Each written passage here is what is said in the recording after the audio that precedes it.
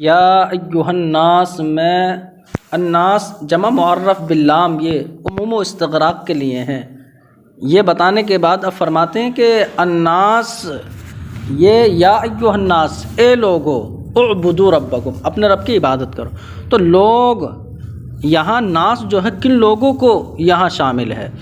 تو فرماتے ہیں کہ الناس کا جو لفظ ہے تو اس آیت کے نازل ہونے کے وقت جتنے لوگ موجود تھے تو ان لوگوں کو تو لفظ ناس ہی شامل ہے، لیکن بعد نزول جو بھی لوگ ہوئے ان کو یہ دلالتاً یہ شامل ہے، لفظاً شامل نہیں ہے۔ اور دلالتاً کا مطلب یہ ہے کہ یعنی کسی دوسری دلیل کی وجہ سے ہے، جیسے کہ حضور کی حدیث یعنی دوسری دلیل کی وجہ سے ہے۔ فرماتے ہیں کہ فناس کہ لفظ ناس جو ہے موجودین کو عام ہے جو نزول کے وقت موجود تھے، تو نزول آیت کے وقت جو لوگ موجود کہ ان کو یہ عام ہے، شامل ہے لفظاً، ومن سیوجد اور ان لوگوں کو کہ جو بعد میں موجود ہوئے، تو نزول کے بعد جو لوگ موجود ہوئے ان لوگوں کو یہ عام ہے معنن، یعنی نیچے دے رہے ہیں ای بدلالت دلیل آخر، کسی دوسری دلیل کی وجہ سے۔ تو دوسری دلیل کیا ہے؟ یعنی وہی حضور کی حدیث لما تواترا، یعنی دوسرے لوگوں کو لفظ ناس شامل ہے دلالتاً لما کا مطلب من دین ہی آگے بیان ہے، یعنی اس حضور علیہ السلام کے دین کی وجہ سے کہ جو اس دین کی وجہ سے یعنی اس حدیث کی وجہ سے تواترا کہ جو بطور تواتر منقول ہے، اور وہ کیا ہے؟ وہ حضور کے ارشاد ہے کہ حکمی علی الواحد حکمی علی الجماعت، کہ میرا جو حکم اگر ایک پر ہے تو وہ قیامت تک کے سب لوگوں پر ہے۔ تو وہی فرمایا کہ ومن سیوجد اور بعد والے لوگوں کو ناس یہ شامل ہے معنن دلالتاً یعنی اس حدیث کی وجہ سے کہ جو حدیث بطور تواتر منقول ہے، اور وہ یہ کیا ہے کہ ان مقتضی خطاب ہی کہ حضور علیہ السلام کے خطاب کا مقتضی اور اس کے احکام وہ شامل ہوتے ہیں قبیلتین دونوں قبیلوں کو، یعنی جو نزول کے وقت موجود ہو ان کو بھی اور جو بعد نزول ہوئے ان کو بھی شامل ہوتے ہیں۔ ثابتن تو اب احکام اور خطاب کا مقتضی شامل ہوتا ہے دونوں قبیلوں کو، اور قیامت کے قائم ہونے تک وہ ثابت ہے، مگر یہ کہ جس کو دلیل خاص کر دے، مطلب یہ کہ یا ایھا الناس اعبدوا کے زمرے میں وہ لوگ آئیں گے کہ جو مکلف ہوتے ہیں، اور دلیل جن کو خاص کر دے جیسے سبی اور مجنون، تو پاگل لوگوں کو کیونکہ دلیل یہ خاص کر دیتی ہے تو اب یہ لوگ شامل نہیں ہوں گے۔ لیکن من دینی علیہ السلام کے نیچے جو حاشیہ ہے اس میں دیتے ہیں کسی دوسری دلیل کی دلالت کی وجہ سے، اب چاہے وہ اجماع ہو یا قیاس ہو یا نص ہو، محض صیغہ جو ہے وہ اس کو شامل نہیں ہوگا۔ یعنی یا ایھا الناس اعبدوا میں جو ناس اعبدوا ہے یہ ان لوگوں کو شامل نہیں ہو جو بعد میں ہوئے، ھذا بناء علی اصولہم، تو یہ اصول شافعیہ کی بنیاد پر ہے کہ اصول شافعیہ جو مانتے ہیں کہ جو خطاب ہے وہ انہی لوگوں سے ہے کہ جو سامنے موجود ہیں، یا ایھا الناس جو ہے خطاب یہ بعد والوں کے لیے نہیں ہے۔ تو اس میں حنابلہ کا اختلاف ہے، حنابلہ کہتے ہیں کہ نہیں، یہ جو خطاب ہوتا ہے یہ موجود لوگوں کو بھی عام ہوتا ہے اور بعد والوں کو بھی عام ہوتا ہے، کیونکہ حضور جو ہے وہ سب کی طرف بھیجے گئے ہیں۔ وما روی عن علقمہ والحسن، اور جو حضرت علقمہ اور حسن سے روایت ہے کہ انا کل شیء نزل فی، کہ ہر وہ چیز کہ جس کے بارے میں یا ایھا الناس نازل ہوا، یعنی جہاں پر یا ایھا الناس اترا تو وہ تو مکی ہے، اور جہاں یا ایھا الذین آمنوا ہے وہ مدنی ہے۔ تو بتانے یہ حضرت علقمہ اور حسن سے روایت یہ بتا رہی ہے کہ خطاب تو جو مکے میں جتنے لوگ موجود ہوں گے وہ مکی ہے، اور یا ایھا الذین آمنوا مدنی ہے، اور آپ نے یہ بتایا کہ یہ موجود اور غیر موجود سب کو شامل ہے،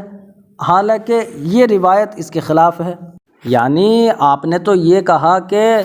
یہ موجود اور غیر موجود سب کو شامل ہے، اگرچہ موجود کو لفظاً اور غیر موجود کو دلالتاً یا ایھا الناس شامل ہے، لیکن حضرت علقمہ حسن کی روایت سے پتہ چل رہا ہے کہ جہاں یا ایھا الناس ہے وہ صرف مکی ہے، تو اس کا مطلب مکی کے لوگوں کو شامل ہے، مدنی کے لوگوں کو شامل نہیں، جو یا ایھا الذین آمنوا وہ مدنی ہے۔ تو اب اس روایت کا کیا جواب ہوگا؟ تو جواب دے رہے ہیں کہ پہلی بات تو یہ کہ مرفوع نہیں ہے، اس کا رفع ثابت نہیں ہے۔ وہی فرماتے ہیں اور اگر اس کے مرفوع ہونے کو مان لیا جائے تو یعنی اگر تسلیم بھی کر لیا جائے کہ چلو یہ مرفوع ہے، تو اب مکی ہونے کا یہ مطلب تھوڑی ہے کہ مخاطب صرف جو ہے کافر ہی ہیں جو مکے میں رہنے والے ہیں، بلکہ اس کے مطلب یہ ہوگا کہ سب مخاطب ہیں، چاہے مومن ہو یا کافر ہو یا کوئی ہو۔ تو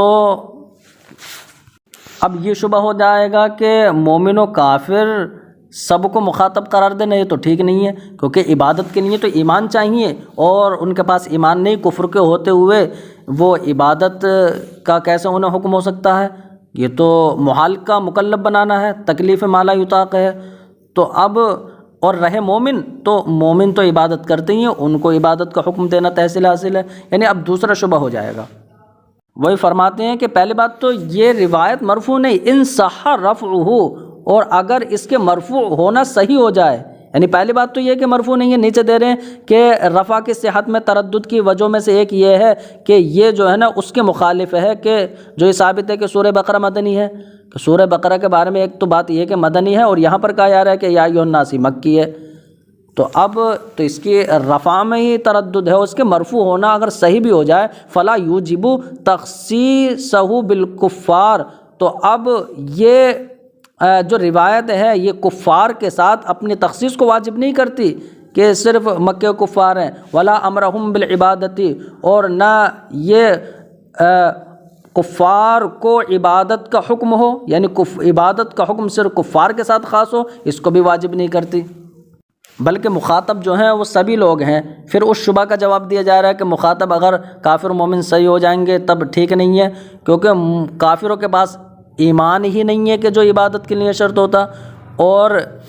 ہاں اور جو مومن ہے وہ تو عبادت کرتے ہی ہیں، تو یہاں تحصیل حاصل ہو جائے۔ تو بتا رہے نہیں، فَإِنَّ الْمَعْمُورَ بِهِ، اس لیے کہ جس عبادت کا حکم دیا گیا ہے وہ عبادت جو ہے مشترک ہے بین بدء العبادت و زیادت فیہا، یعنی وہ مشترک ہے اس بات کے درمیان کہ عبادت کو شروع کرنا یا عبادت میں زیادتی اور اس پر ہمیشگی برتنا۔ تو جو کافر ہیں تو ان کے لیے کہا جائے کہ تم عبادت کو شروع کرو، اور عبادت سے پہلے کیونکہ ایمان بھی لایا جائے گا، اور جو مومن ہے تو وہ عبادت میں زیادتی برتیں۔ فالمطلوب من الکفار، تو کافروں سے مقصود یہ ہوگا کہ هو الشروع فیہا بعد الاتیان بما یجب تقدیمہ من المعرفۃ والاقرار بالصانع، تو کفار سے مقصود یہ ہوگا کہ وہ اس عبادت کو شروع کریں اس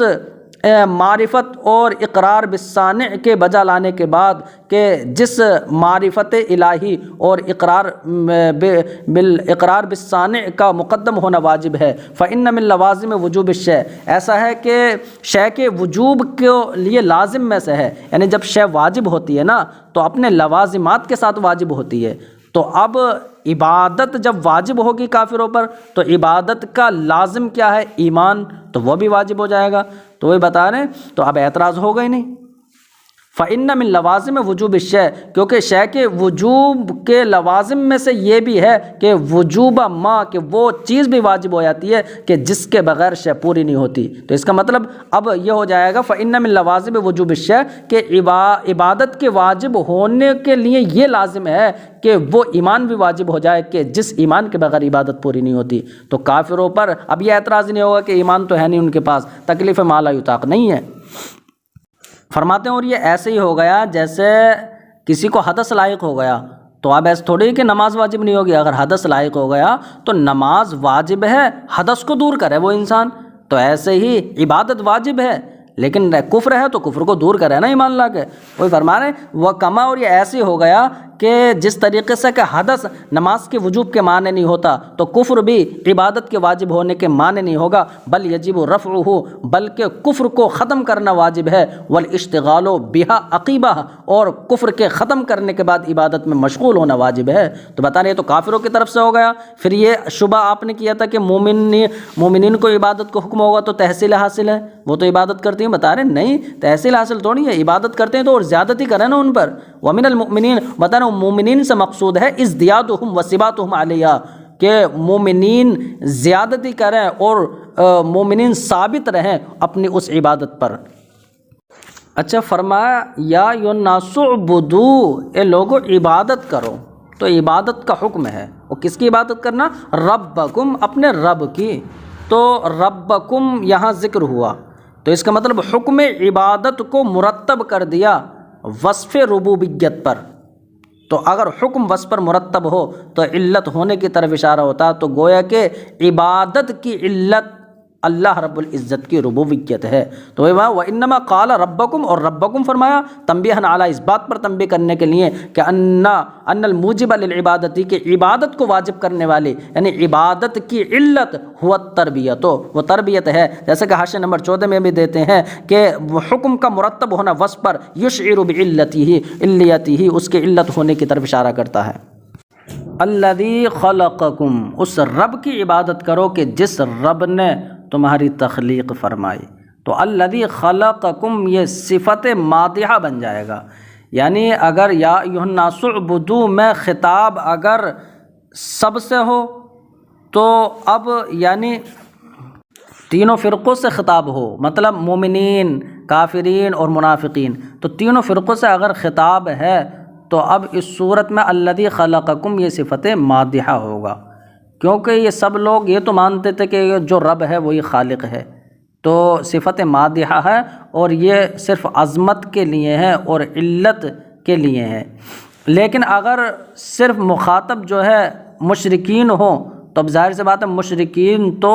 رب جو ہے اپنے معبود باطل کو بھی مانتے تھے، تو الذی خلقکم کہہ کر جو ہے ان کے باطل معبودوں کو نکالنا ہوگا، تب یہ صفت مقیدہ بن جائے گی اور صفت موضحہ بن جائے گی۔ وہی فرماتے ہیں الذی خلقکم یہ صفت جرت علیہ، یہ صفت ہے کہ جو اس پر جاری ہوئی ہے، کس پر؟ ربکم پر جو جاری ہوئی ہے، للتعظیم، اور یہ تعظیم اور تعلیل کے لیے ہے، جیسے کہ حاشیہ نمبر 15 میں دے رہے ہیں کہ جب کہ خطاب ربکم میں یہ تینوں فرقوں کو شامل ہو تو الذی خلقکم یہ صفت مادحہ، اور عبادت کی علت ہوگی اس بنیاد پر کہ حکم جو ہے وصف کے ساتھ معلق ہوتا ہے تو وہ علت ہونے کی طرف اشارہ کرتا ہے، تو گویا کہ یہ خلق بھی اس عبادت کی علت ہے، تو تعظیم کے لیے ہوگی اور علت بیان کرنے کے لیے ہوگی۔ اور دوسرا کیا؟ وَيَحْتَمِلُ التَّقْیِید، اور دوسرا احتمال یہ کہ یہ تقیید اور توضیح کا بھی احتمال رکھتی ہے، کب؟ ان خص الخطاب المشرکین، اگر خطاب کو خاص کر دیا جائے مشرکین کے ساتھ، کیونکہ اب مشرکین وَأُرِیدَ بِالرَّبِّ، اور رب سے مراد لیا جائے عام،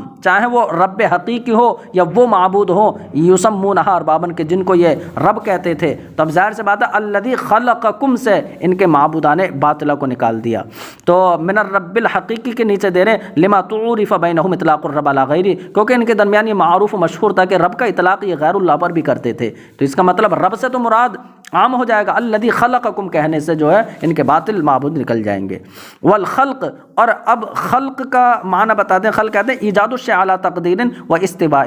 کہ شے کو موجود کرنا ایک اندازے پر اور ہمواری پر،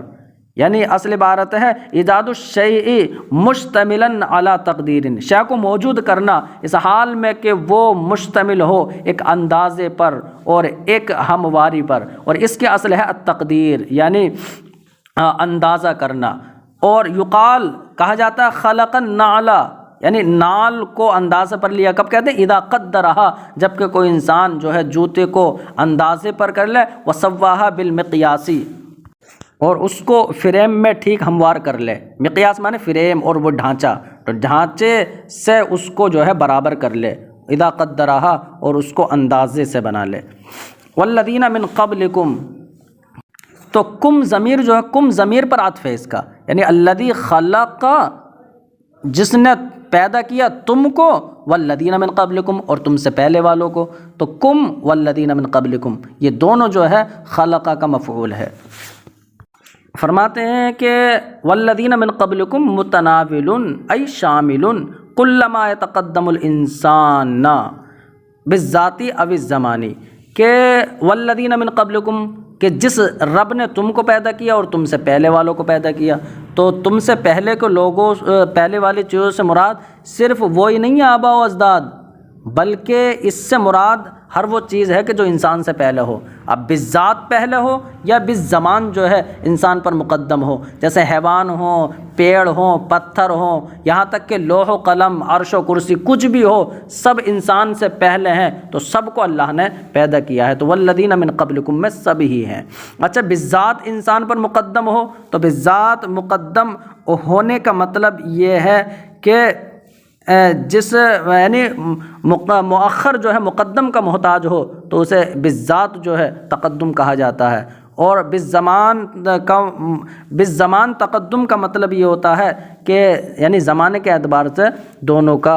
وجود، دونوں کا جمع ہونا محال ہو۔ جیسے بالذات کے نیچے تشریح بھی دے رہے ہیں ما يتوقف علیہ وجود، کہ جس پر بعد والے کا وجود موقوف ہو۔